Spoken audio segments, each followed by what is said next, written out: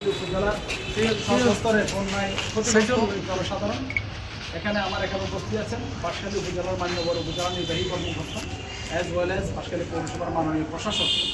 শুধু প্রশাসন নয়, উনি এই বাঁশখালীতে আসার পরে একের পর এক দুর্ভোগ সৃষ্টি হচ্ছে।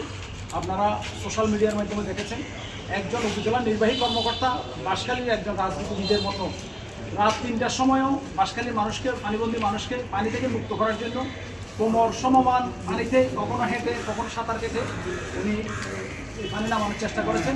আপনারা হয়ে দেখেছেন আমি ইউনু সাহেবকে সাথে নিয়ে কাহারগোনা ওই জায়গায় গিয়ে বেরিবাদ কেটে আমরা পানি নামিয়েছি। এটা হচ্ছে এই কারণে একজন ইউনু উনি বসে উপজেলা সদরে বসেই ওনার কর্মকাণ্ড উনি শেষ করতে পারতেন, কিন্তু উনি একজন কর্মদক্ষ প্রচণ্ড দেশপ্রেমিক একজন উপজেলা নির্বাহী কর্মকর্তা। এই বন্যার পর থেকেই উনি নির্গম রজনী পার করছেন শুধু বাঁশখালী এই বানবাসী মানুষকে বিপদ থেকে রক্ষা করার জন্য সরকারের কর্মকাণ্ড পরিচালনা করছেন, আর বেসরকারি পর্যায়ে যারা কাজ করতেছেন তাদের জন্য সহযোগিতা করতেছেন। আমি এই পর্যায়ে আজকে আপনারা যারা আমাদের বাঁশখালী পৌরসভা সহ বিভিন্ন এলাকায় বানের পানিতে পরিবার হারা ক্ষতিগ্রস্ত মানুষের সহযোগিতা করার নিয়ে এসেছেন, বিশেষ করে তুলসী পাহাড়ি হিল ওয়েলফেয়ার অ্যাসোসিয়েশনের নেতৃবৃন্দ এখানে উপস্থিত আছেন।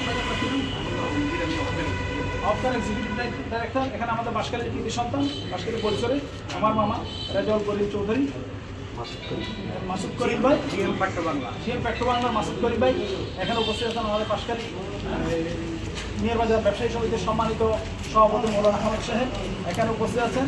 বিভিন্ন রাজনৈতিক দলের নেতৃবৃন্দ, গণমাধ্যম কর্মী।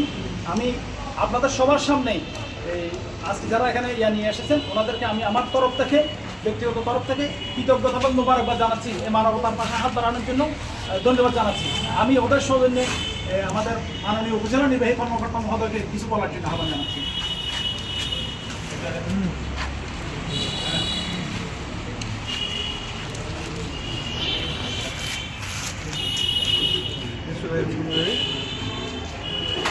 সম্মানিত উপস্থিত, আপনারা সবাই অবগত আছেন যে আমরা একটি সংকটময় অবস্থার মধ্যে দিয়ে গিয়েছি। আমাদের পুরো বাঁশখালীতে বন্যার প্রাথমিক পর্যায়ে প্রায় লক্ষাধিক মানুষ পানির মধ্যে ছিল। এরপরে পানিটা ধীরে ধীরে আমরা বিভিন্ন ওয়েতে বা আমাদের জনপ্রতিনিধি, রাজনীতিবিদ এবং আমাদের সাধারণ মানুষের সহায়তায় আমরা সেই পানিগুলো নামানোর চেষ্টা করেছি।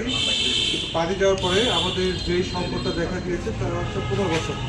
প্রচুর মানুষ বাস্তুহীন হয়ে পড়েছে, তো তাদের পাশে বিভিন্ন মানুষ স্বতঃস্ফূর্তভাবে দাঁড়ানোর চেষ্টা করেছে। ঠিক তেমনি আমাদের ইস্তেহাদি